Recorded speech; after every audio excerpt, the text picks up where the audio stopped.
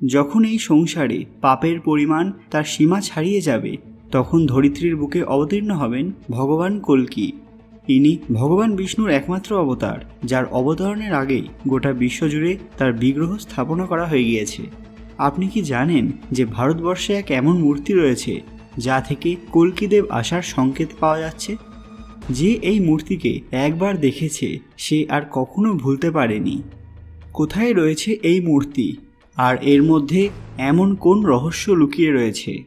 সবাই কমেন্টে লিখবেন জয় ভগবান বিষ্ণু।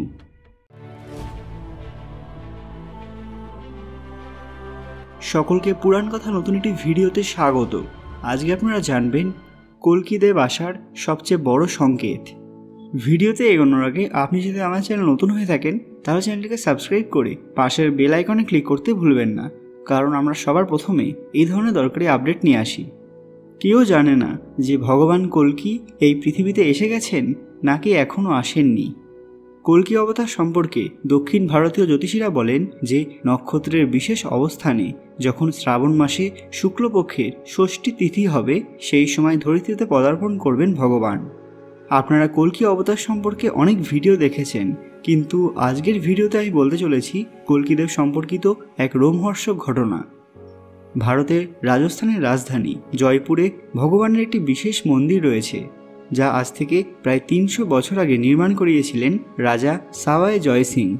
অনেকে এটাও বলে থাকেন যে রাজা জয় সিং জয়পুর নামক স্থানটির সঙ্গেই এই প্রাচীন মন্দিরটি নির্মাণ করিয়েছিলেন। এই মন্দিরে ভগবান কল্কি এবং মাতা লক্ষ্মীর বিগ্রহ রয়েছে। এছাড়াও দেখা যায় ভগবান শিব এবং ভগবান ব্রহ্মার বিগ্রহ। এই ঘটনায় অনেকে অবাকও হয়ে যান, কারণ এই পৃথিবীতে যার আবির্ভাব হতে অনেক সময় বাকি, তার বিগ্রহ কল্পনা করে বানানো যথেষ্ট কঠিন কাজ ছিল। সাওয়াই জয় সিংয়ের রাজসভার এক কবি কৃষ্ণ ভট্টের লেখা কল্কি কাব্যে এই মন্দিরের বর্ণনা রয়েছে। এখানে একটি দিব্য ঘোড়ার মূর্তিও রয়েছে। মন্দিরের পুরোহিত কৃষ্ণ মুরারির কথা অনুযায়ী এই ঘোড়া স্বয়ং কল্কি ভগবানের। পুরাণে যার নাম লেখা আছে দেবদত্ত। আশ্চর্যের বিষয়টি হলো এই ঘোড়ার খুরের সামনের অংশটি খণ্ডিত অবস্থায় রয়েছে।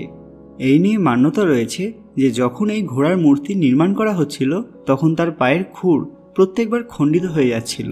তখন জ্যোতিষ পণ্ডিতরা বলেন যে এটাই হয়তো ভগবানের ইচ্ছা। ভক্তরা মনে করেন যে এটা ঘোড়ার খুরের ক্ষতচিহ্ন, যা ধীরে ধীরে ঠিক হচ্ছে। যখন এটা সম্পূর্ণরূপে ঠিক হয়ে যাবে তখনই ভগবানের আবির্ভাব হবে।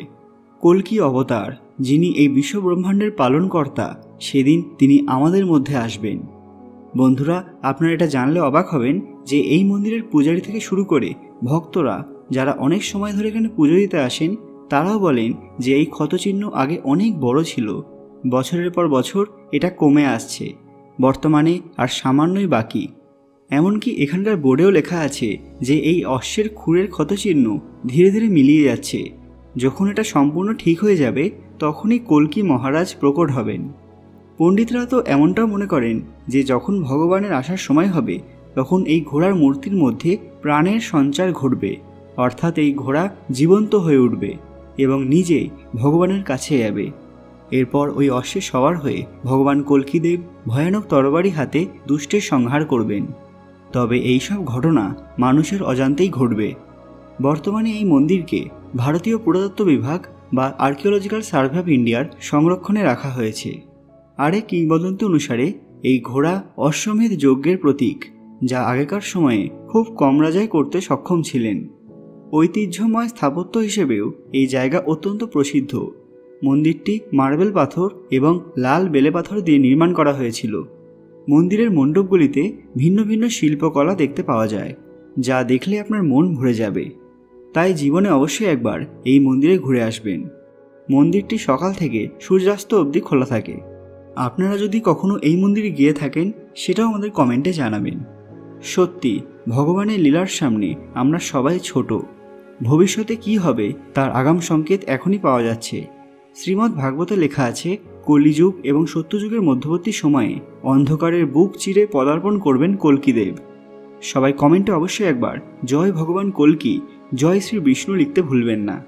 আর আজকের ভিডিওটি ভালো লাগলে ভিডিওটিকে লাইক করবেন এবং যথাসম্ভব শেয়ার করবেন। আপনারা যদি কলিযুগ সম্পর্কে আরও জানতে চান সেটা আমাদের কমেন্টে জানান, তাহলে আমরা আরও অনেকগুলি ভিডিও বানাবো। এইরকমই অজানা তথ্য সম্পর্কে জানতে আমাদের চ্যানেল পুরাণ কথা অফিসিয়াল সাবস্ক্রাইব করে আমাদের পরিবারের একটি অংশ হয়ে যান। খুব তাড়াতাড়ি ফিরে আসবো নতুন একটি দরকারি ভিডিও নিয়ে।